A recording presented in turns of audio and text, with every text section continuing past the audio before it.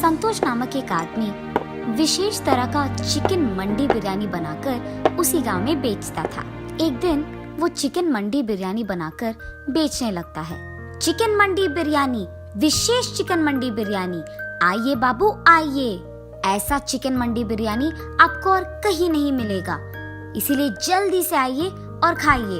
एक चिकन मंडी बिरयानी का सिर्फ 250 रुपए, जल्दी आइए बाबू जल्दी आइए। उसके ऐसे चिल्ला चिल्ला कर बेचने के कारण आते जाते लोग उसी के मंडी के दुकान जाकर वहाँ बिरयानी को खरीद कर खाते थे। अरे संतोष, तुम्हारे तरह ये विशेष बिरयानी और कोई नहीं बना सकता। कितना ताजा और कितना स्वादिष्ट है ये बिरयानी, सच में तुमने कमाल कर दिया। ये तो मुझे पता है कि मेरे तरह इस विशेष चिकन मंडी बिरयानी को यहाँ और कोई नहीं बना सकता। ये कह के वो उसके दुकान आए हुए मेहमान को बिरयानी देते हुए रहता है। ऐसे ही इसके स्वादिष्ट बिरयानी बनाने के कारण उसके ही नहीं बल्कि आसपास के सारे गांव वाले भी संतोष के मंडी दुकान आके ही बिरयानी खाते थे। इसी कारण उसका दुकान बहुत कम समय में बहुत ही प्रमुख जगह बन जाता है और ऐसे ही उसे बहुत पैसे भी मिलते थे। अब इतने पैसे उसकी आंखों के सामने देखकर संतोष समझ गया था कि उसके जैसे बिरयानी आसपास में कोई नहीं बना पाएगा और इसी कारण उसे घमंड भी आ जाता है। इसीलिए वो आए हुए मेहमानों से घमंड होके बात करता था। ऐसे कुछ दिन बीत जाते हैं। फिर संतोष का बेटा वसंत उसके पास आता है। पिताजी, मुझे डिग्री में बहुत अच्छी संख्या मिली है, मैं चाहता हूँ कि ऊंची पढ़ाई करके पुलिस बनूं। अरे मेरा बेटा तो बड़ा बन गया है, अब इसको पढ़ाने की क्या जरूरत है। ये अगर मेरे ही साथ काम करेगा, यहाँ व्यापार संभालेगा तो हम और पैसे कमा पाएंगे। वैसे भी मैं अकेले कोई काम नहीं कर पा रहा हूँ, मुझे मदद में एक हाथ तो चाहिए ही। और तो और मैं अपने बेटे को काम सिखाकर उसे अपने पास ही रख सकता हूँ ताकि वो मुझे काम में भी मदद करे और इस व्यापार को संभालने में भी। वसंत, तुम्हें पुलिस बनने की कोई जरूरत नहीं है, हमारे पास उतने पैसे भी नहीं है कि तुम्हें पढ़ाऊं। इसीलिए यही बेहतर है कि तुम मेरे साथ व्यापार में साथ दो और यहाँ दुकान में मुझे मदद भी चाहिए। और तो और ऐसे हमारे व्यापार को संभाल के मेरे साथ मदद करते हुए काम करोगे तो पुलिस की नौकरी की वेतन से बहुत ज्यादा कमा पाओगे। और कब समझोगे बेटा, मेरे साथ काम करो, ज्यादा पैसे कमाओ और खुश रहो। अब चुपचाप कल से यहाँ शुरू हो जाओ, ठीक है? क्या मैं अपना पढ़ाई रोककर पापा के साथ मंडी की बिरयानी बना के उसे बेचूं? हाँ, अब अगर पापा की बात नहीं सुनूंगा तो वो बहुत बुरा मान जाएंगे, तो अब करना ही पड़ेगा और उनका बात सुनना ही पड़ेगा। यही सोचते हुए वो निराश होकर अपने घर चले जाता है और इस सोच में पड़ जाता है कि वो क्या करे। अरे हाँ, मैं ऐसा कर सकता हूँ, मैं पापा के साथ सुबह दुकान में उनकी मदद करूँगा और शाम को घर लौटते ही अपनी पुलिस ट्रेनिंग के लिए तैयार हो जाऊंगा। पैसे मैं पापा को पता चले बिना माँ से ले लूंगा, ऐसे तो पापा भी खुश रहेंगे और मैं भी। ऐसे ही उसके बाद उसके फैसले के मुताबिक ही वसंत दिन में अपने पापा के साथ और उनकी मदद करते हुए रहता था और रात में उसकी माँ की सहायता से पुस्तकों को खरीदकर पुलिस बनने की तैयारी करता था। ऐसे कुछ दिन बीत जाते हैं। फिर उसकी परीक्षा का वक्त आता है। परीक्षा के दिन सुबह वो उसके पिता के साथ दुकान नहीं जाता है बल्कि वो अपना परीक्षा खत्म करके वहाँ से दुकान चले जाता है और हर रोज की तरह उसके पिता की मदद करने लगता है। लेकिन रात भर की पढ़ाई के कारण उसे बहुत नींद आने लगती है और वो दुकान में काम करने के बजाय गहरी नींद आने के कारण टेबल पे सो जाता है। टेबल पे सो जाना वसंत के पिता संतोष देखते हैं और गुस्से में उसके पास जाकर ऐसे कहते हैं, वसंत, वसंत, सुबह सुबह तुम्हें नींद क्यों आ रही है? तुम रात भर सोए नहीं? जी पापा, वो मुझे नींद आ गई अचानक तो मैं सो गया, माफ कीजिए, मैं काम करना शुरू कर दूंगा। वसंत, तुम ऐसे ही करोगे तो अमीर छोड़ो नालायक बन जाओगे और इतना ही नहीं, ये दुकान ही हमें वो पैसा देगा जिसके सपने हम देख रहे हैं। ऐसे ही सोते रहोगे तो सपना सच कब करोगे?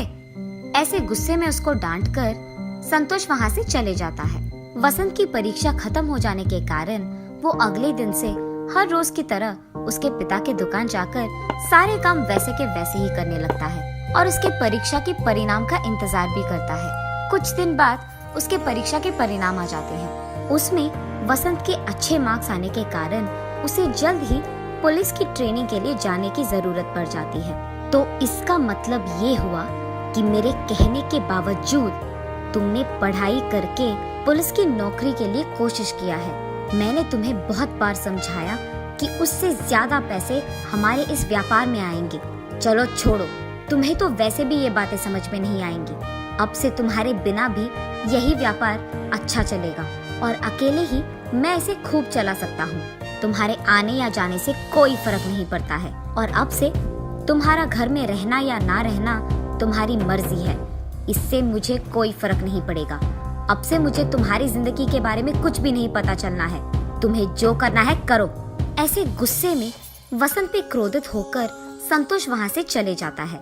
काश पापा समझ पाते कि पुलिस की नौकरी मेरे लिए बहुत जरूरी है और यही मेरा ख्वाब है, मेरा सपना है और मैं सिर्फ यही करना चाहता हूँ। अब नहीं समझ पा रहे हैं। आशा करता हूँ कि पापा कभी न कभी मेरी इस बात को, इस सपने को समझ पाएंगे। पर अगर अब मैं इनके लिए ये नौकरी छोड़ दूंगा तो आगे कभी नहीं कर पाऊंगा। इसीलिए मुझे देर नहीं करना होगा। अभी मुझे पुलिस की ट्रेनिंग के लिए चले जाना होगा। उसके फैसले के मुताबिक ही कुछ ही महीनों में वो पुलिस की ट्रेनिंग के लिए चले जाता है। ट्रेनिंग खत्म करते ही उसके अपने गांव के पड़ोस गांव में उसको इंस्पेक्टर का नौकरी मिलता है। जब वो अपने पिता के पास ये खुशखबरी देने जाता है तो वो उनसे बात तक नहीं करते हैं और उनका मुंह मोड़ के वहाँ से चले जाते हैं। वसंत उसकी नौकरी बहुत इज्जत और जिम्मेदारी से निभाता है और इसी कारण उस सारे गांव में और पड़ोसी गांव में भी उसकी बहुत तारीफ करते थे। और यहाँ संतोष उसके दुकान में कोई भी नौकर नहीं लगाता है, अकेले ही सारे काम करते रहता है। और ये सब उसी गांव में रहने वाले दो आदमी दूर से देखते रहते हैं। संतोष को सारा दुकान और व्यापार अकेले संभालते हुए देख वो दोनों आदमी एक दिन जब संतोष उसके दुकान पे नहीं था, उस मौका देखकर उस दुकान को कब्जा कर लेते हैं। दुकान को लौटने के बाद जब संतोष देखता है कि उसके दुकान में दो नए लोग काम कर रहे थे, वो चौंक जाता है और उनसे जाकर पूछता है, आप इसी गांव के लोग हो ना? क्या आपको पता नहीं है कि ये मेरा दुकान है? आप यहाँ बिरयानी क्यों बना रहे हो? हाँ, ये हमारा दुकान है। तुम हमारे दुकान आकर हमसे ही पूछ रहे हो? तुम ये बताओ कि यहाँ क्यों आए हो? ऐसे हमारे दुकान को तुम्हारा दुकान कहोगे तो हम चुप नहीं बैठने वाले। उन आदमियों का ऐसे कहने के कारण संतोष चौंक जाता है और उसके पड़ोसी दुकान वाले के पास जाता है। भैया, आपको तो पता है कि ये मेरा दुकान है, तो ये लोग आ रहे थे, आपने उन्हें रोका क्यों नहीं? अरे वाह, जब हमें तुम्हारी जरूरत थी तो तुम बहुत घमंड थे। अब जब तुम्हें हमारी जरूरत आ गई तो हम क्यों तुम्हारी मदद करें? चलो जाओ यहाँ से। ये सुनकर वो बहुत निराश हो जाता है और उसी दुख में संतोष उसके घर चले जाता है और हर दिन यही सोचता है कि इस मुसीबत से वो बाहर कैसे आए। और ऐसे बहुत दिन बीत जाते हैं। कुछ दिन बाद संतोष को उसके पड़ोस गांव के दोस्त की याद आती है और उसके पास जाकर वो जो कुछ भी हुआ समझाता है। तब उसका दोस्त, अरे संतोष, इस बात के लिए इतना दुख? तुम चिंता मत करो, हमारे गांव का पुलिस अधिकारी जो है वो बहुत ही अच्छे इंसान है, सबकी मदद करते हैं। जब हमारे गांव वासी का बाइक खो गया था तब भी उस पुलिस इंस्पेक्टर ने हमारी बहुत मदद की थी और उस आदमी को उनका बाइक भी लौटा दिया। वो इतने अच्छे आदमी हैं, मुझे जरूर यकीन है कि वो तुम्हारा भी मदद करेंगे। चलो बिना कोई देरी के उनके पास चले जाते हैं। ये कहकर संतोष का दोस्त उसको उस पुलिस अधिकारी के पास ले जाता है। इंस्पेक्टर साहब, यही है मेरा दोस्त संतोष। और जो कुछ भी हुआ वो इंस्पेक्टर को बताता है। जब संतोष इंस्पेक्टर से मिलने जाता है, वहाँ अपने बेटे को देख संतोष चौंक जाता है और बिना कुछ बात किए वो वहाँ से चलने लग जाता है। पापा रुकिए, हमारे दुकान पे किसी ने कब्जा कर दिया। मैं उन्हें नहीं छोड़ूंगा, हम हमारी दुकान को वापस पाएंगे, चलिए। अरे संतोष, इंस्पेक्टर साहब तुम्हारे बेटे हैं, तुमने तो ये बात बताई भी नहीं। अरे अब चिंता करने की कोई जरूरत नहीं, तुम्हारा बेटा है, ये काम करके ही वापस आएगा। चलो हम भी उसके साथ जाते हैं। और ऐसे वो तीनों संतोष के दुकान के पास जाते हैं। वहाँ दो और लोगों को काम करते हुए देख, हम सालों से इस दुकान में काम कर रहे हैं, तुम्हारी इतनी जुर्रत कि तुम यहाँ कब्जा करके बिरयानी बना के बेच रहे हो? हमारी दुकान हमें वापस कर दो, वरना तुम्हें तो मैं छोड़ूंगा नहीं। अरे साहब, हमें तो पता भी नहीं था कि ये आपका दुकान है। हमने इसका कब्जा कर दिया और उसके लिए हमें माफ कर दीजिए। हमें हमारी गलती का एहसास हो गया है। आप आपकी दुकान को वापस ले लीजिए, हम यहाँ से चले जाएंगे साहब। आइंदा अगर ऐसे ही किसी का दुकान या कुछ भी कब्जा किया तो देखना क्या होगा। जी साहब, माफ कीजिए। उसके बाद वसंत उसके पिता संतोष को और संतोष के दोस्त दोनों को उसके घर ले जाता है। बेटा, मैंने तो तुम्हारी बात भी नहीं सुनी थी, पर फिर भी तुमने मेरे खिलाफ कोई भी गुस्सा नहीं रखा है, और जब मुझे तुम्हारी जरूरत पड़ी तो तुमने ही हमारे दुकान को उन लोगों के कब्जे से आजाद किया। अगर तुम पुलिस की नौकरी नहीं करते या पुलिस की पढ़ाई नहीं करते तो आज ऐसा नहीं होता। हम दोनों शायद उसी दुकान में काम करते हुए किसी और के कब्जे के कारण रो पड़ते थे।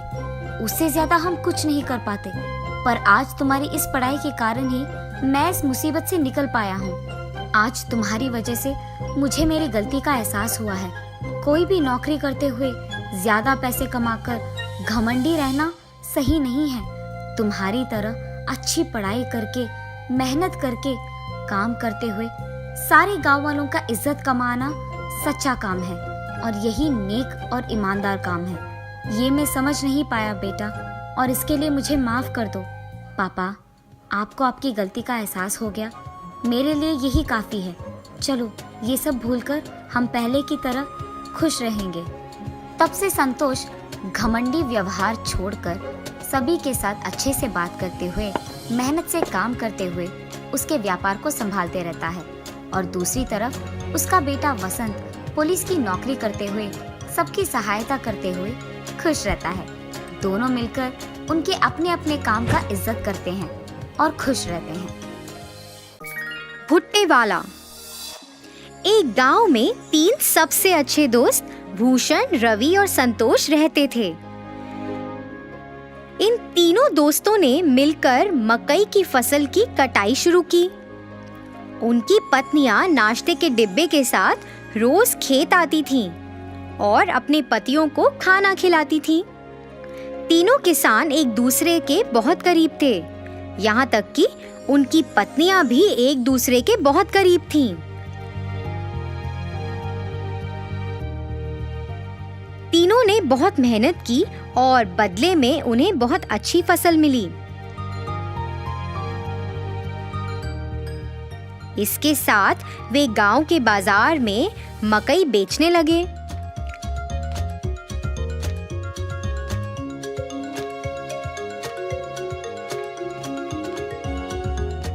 कुछ ही समय में स्वाद और मिठास के कारण सभी मकई भुट्टे बिक गए और दिन के अंत में उन्हें खूब कमाई हुई।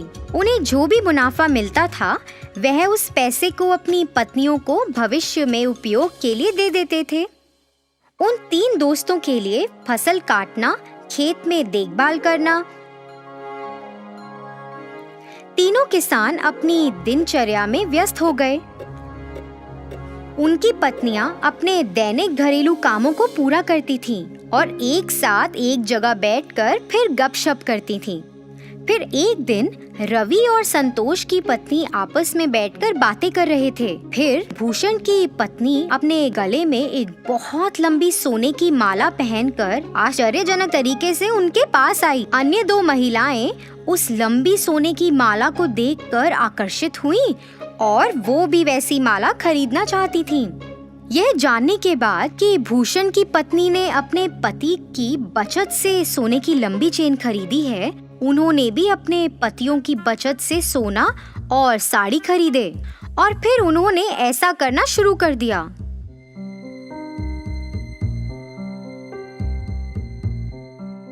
पतियों ने अपनी पत्नियों को सोने की माला और महंगी साड़ी पहने देखा और उनसे इसके बारे में पूछा। ऐसा बेफजूल खर्च पर पैसा बर्बाद करने के कारण वह सभी अपनी पत्नियों से नाराज थे और तीनों गुस्से में घर से निकल गए और सीधे खेत में आ गए। तीनों ने इस पर चर्चा की। वह उन्हें सबक सिखाना चाहते थे। उन्हें ऐसा लगा कि अगर वह अब सही निर्णय नहीं लेंगे तो भविष्य में नुकसान उठाना पड़ सकता है। इसलिए वे एक विचार लेकर आए जो इस मामले में उनकी मदद कर सकता था। इसे लागू करने के लिए सभी घर वापस गए। हमारे भविष्य के बारे में बिना सोचे तुमने हमारी बचत को बर्बाद कर दिया। इसके बदले में तुम्हें एक व्यवसाय या नौकरी करके अपने सोने और साड़ियों के मूल्य जितना पैसा कमाना पड़ेगा। तुम तीनों आपस में फैसला करो कि इतनी बड़ी रकम कैसे कमाओगे और हमें अपना अंतिम फैसला सुनाओ।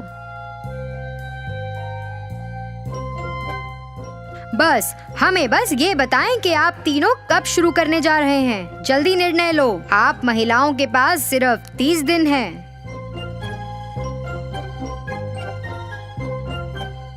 तीनों अपनी पत्नियों को समझाकर घर से निकले। उसके बाद तीनों पत्नियां अपने सामान्य स्थान पर मिली। 30 दिनों में इतनी बड़ी कमाई कैसे संभव है? इतनी बड़ी रकम कमाने के लिए हमें ऐसा व्यवसाय शुरू करना होगा जो इस गांव में अभी तक नहीं है। यह क्या व्यवसाय हो सकता है? तीनों ने खूब चर्चा की।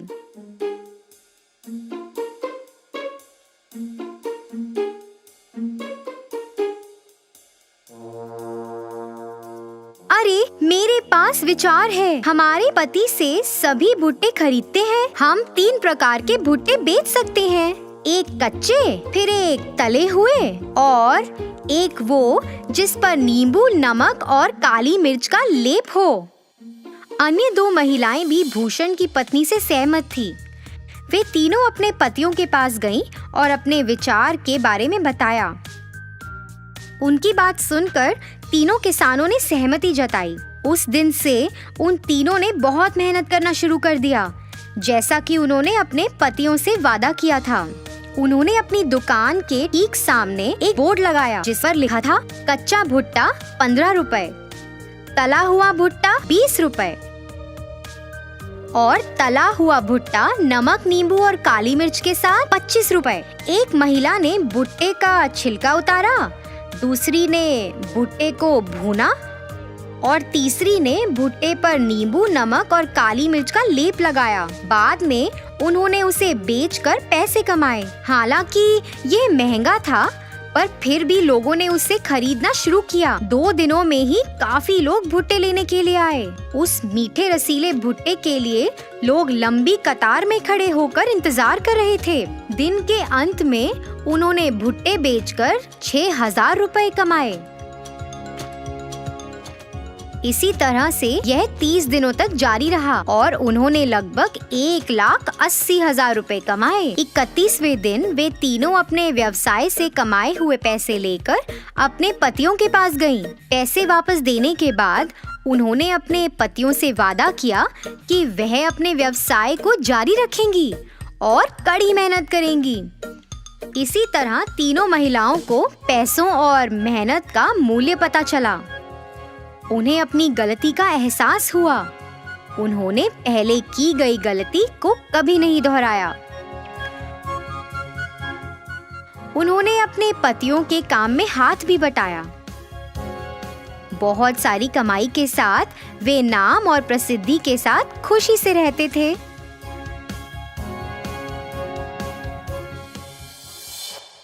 माधवपुर नामक एक गांव में थे 2 आदमी, विनोद और सात्विक, जो पड़ोसी थे। विनोद था बहुत आलसी और कोई काम नहीं करता था, पर सात्विक के पास बहुत गाय थे जिनका दूध बेचकर वह पैसे कमाया करता था। इसी दौरान दूध का धंधा काफी बढ़ रहा था, तो सात्विक ने सोचा कि अब वह पड़ोसी गांव में भी दूध बेचना शुरू करेगा। अपने जमाए हुए पैसों से उसने नई साइकिल खरीदी, जिससे वह बाकी के गांवों में जाकर दूध बेचने लगा। एक सुबह जब सात्विक काम के लिए अपनी साइकिल पर निकला, तब विनोद ने उसको देखा। अरे, मुझे बिना बताए सात्विक ने नई साइकिल खरीद ली। उसके लौटने के बाद पूछूंगा। ऐसा सोचकर विनोद उसके घर के बाहर सात्विक के लौटने का इंतजार करने लगा। कुछ समय बाद सात्विक दूध बेचकर वापस आया। जब हो सात्विक, तुमने नई साइकिल खरीद ली? हाँ विनोद, क्यों, क्या हुआ? अरे कुछ नहीं, बस यही जानना चाहता था कि नई साइकिल के लिए पैसे कहाँ से आए। भाई, आज तक जो भी दूध बेचा ना, उसमें से मैंने थोड़ा थोड़ा जमाया इस साइकिल के लिए, जिसकी मदद से अब मैं पास वाले गांव में भी जाकर दूध बेचने लगा हूँ। अच्छा, अरे तू तो काफी समझदार निकला सात्विक। विनोद हंसते हुए सात्विक के लिए खुश होने का नाटक किया और फिर अपने घर चला गया। घर जाकर विनोद सोच में पड़ गया कि इतने कम समय में सात्विक ने नई साइकिल खरीद कैसे ली। विनोद ने खुद तो कुछ नहीं लिया। उदास होकर विनोद गहरी सोच में ही डूबा रहा। मैं क्यों इतना उदास रहूं? अगर मैं भी सात्विक की तरह कुछ काम करूं तो पैसे जमा कर मैं भी अपनी मनपसंद चीजें खरीद सकता हूं। पर मैं करूं क्या? अरे हाँ, मुझे तो जलेबी बनाना बहुत अच्छी तरह से आता है। हाँ, मैं एक जलेबी की दुकान शुरू करूंगा।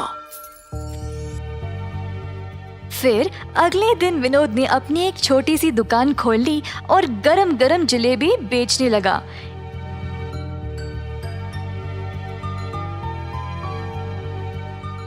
एक जलेबी 5 रुपये, आधा किलो 50 रुपये और 1 किलो 100 रुपये में। इस प्रकार विनोद ने बहुत स्वादिष्ट जलेबी कम भाव में बेचने लगा।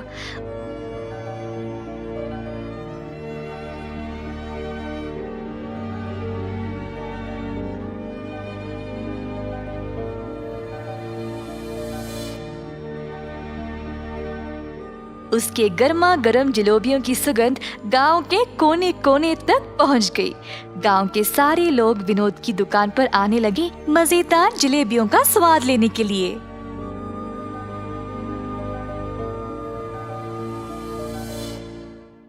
कुछ ही दिनों में विनोद की जलेबी बहुत मशहूर हो गई। एक दिन रमेश नामक एक आदमी उसकी दुकान पर जलेबी खा रहा था।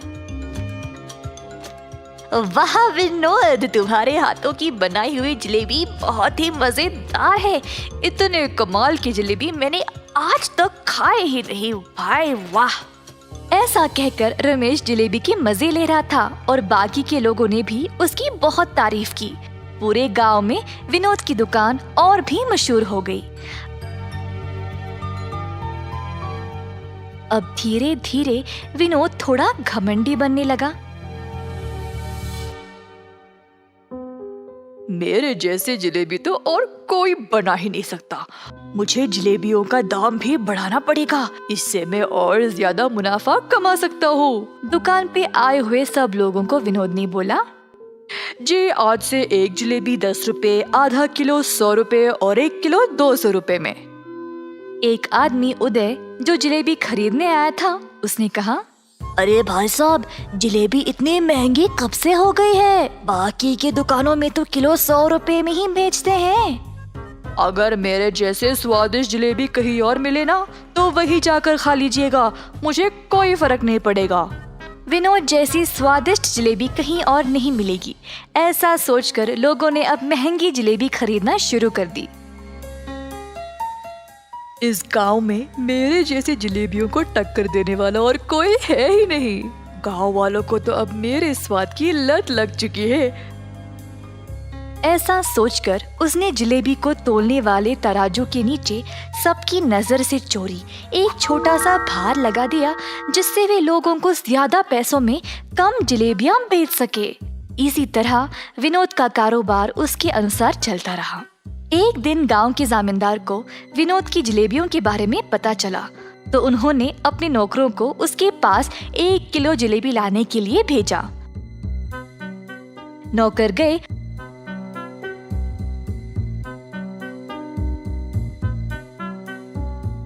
और विनोद के यहाँ से 1 किलो जलेबी ले आए और जामींदार जी को दे दिया। जामींदार जी ने देखा कि जलेबियाँ तो 1 किलो से कम है। मैंने तो 1 किलो मंगवाया था, ये तो उससे कम है। मेरे आदेश का पालन क्यों नहीं किया? कहा जामींदार जी ने गुस्से से। साहब जी, हमने तो दुकानदार को 1 किलो ही देने को बोला था और फिर उसने इतना ही दिया। हमारी कोई गलती नहीं है प्रभु। चलो हम इस जलेबी वाले के पास जाकर देखते हैं कि वह असल में कर क्या रहा है। दुकान के पास पहुंचने ही वाले थे जब जामींदार जी ने एक भिखारी को उस जलेबी की दुकान की ओर जाते हुए देखा तो वह रुक गए और अपने नौकरों को भी रोक दिया। जामींदार जी देखना चाहते थे कि दुकानदार उस भिखारी को किस तरह जलेबी बेचेगा। जामींदार और उनके नौकर पास वाली दुकान के पास खड़े होकर नजारा देखने लगे। एक जलेबी कितने की है भाई साहब? एक जलेबी 10 रुपए। भिखारी के पास थे सिर्फ 2 रुपए, तो उसने वो निकाला और बोला, बस एक जलेबी दे दो। विनोद ने कहा, 10 रुपए की एक जलेबी है, 2 रुपए में नहीं मिलेगी। ये सुनकर भिखारी वहाँ से जाने ही वाला था जब विनोद ने उससे रोककर कहा, हो, तूने यहाँ पर खड़े होकर मेरे जलेबियों का सुगंध लिया है, उसके लिए वो 2 रुपये। हे भगवान, मेरे पास तो ये 2 रुपये ही है और तुम ये भी इतनी बेरहमी से मांग रहे हो। मैं नहीं दूंगा। इसी दौरान जामींदार जी वहाँ पर पहुँचे और अपने पास रखे हुए पैसों का थैला भिखारी को दिया और कहा, तुम्हारे 2 रुपए के बदले में इस दुकानदार को तुम ये पैसे का थैला दे दो। अरे आप तो बड़े लोग हो साहब, आपको तो न्याय करना चाहिए। अगर आप इस दुकानदार को पैसे दे दोगे तो कैसे? मेरी बात मानो और दुकानदार को ये पैसे दे दो। भिखारी ने माना और पैसे विनोद को देने गया जब जामींदार ने कहा, 1 मिनट रुको, इस थैले को पहले जोर से हिलाओ। भिखारी ने थैले को जोर से हिलाया तो थैले में से सिक्के छन छन करने लगे। पैसों की आवाज सुनाई दी क्या विनोद? सुनाई दी साहब। अगर ये बात है तो फिर भिखारी ने अपना भुगतान दे दिया है। क्या साहब, पैसे तो इसने दिए नहीं और आप बोल रहे हो कि दे दिए? पैसे की आवाज तुमने सुन ली ना, बिल्कुल उसी तरह जिस तरह भिखारी ने तुम्हारी जलेबियों की सुगंध सूंघ ली थी। तुम्हें तुम्हारी जलेबियों की सुगंध के पैसे इस थैले के पैसों की आवाज से ही मिल गई। तुरंत विनोद को अपनी गलती का एहसास हुआ और उसने जामींदार जी से माफी मांगी।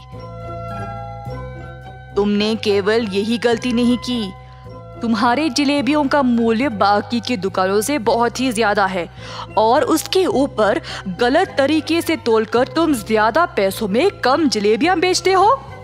साहब जी, बस एक बार के लिए मेरी गलती को माफ कर दो। मैं ऐसी गलती दोबारा कभी नहीं करूँगा। तुमने आज तक बहुत गलतियाँ की है। तुम्हें तो इस गरीब को एक जलेबी भी देने का मन नहीं किया। अब मैं तुम्हें ये आदेश देता हूँ कि अभी इसी वक्त अपनी इस जलेबी की दुकान को बंद करो। ये बात सुनकर विनोद बहुत डर गया और उदास हो गया। जामींदार जी से गिड़गिड़ाकर माफी मांगता रहा जब उसी रास्ते सात्विक आया। विनोद की परिस्थिति देखकर सात्विक उसकी दुकान पर आया और बोला,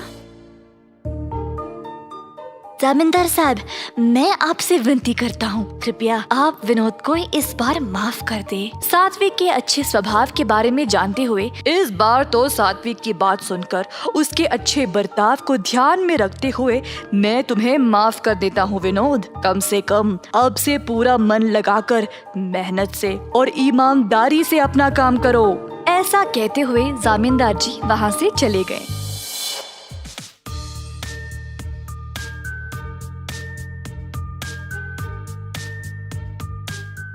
सात्विक और जामींदार जी की बात सुनकर विनोद ने अच्छा नाम कमाने का ठान लिया। पूरी लगन और ईमानदारी से उसने दोबारा अपना कारोबार शुरू किया। इस वजह से अब और भी लोग उसके पास जलेबी खाने आने लगे।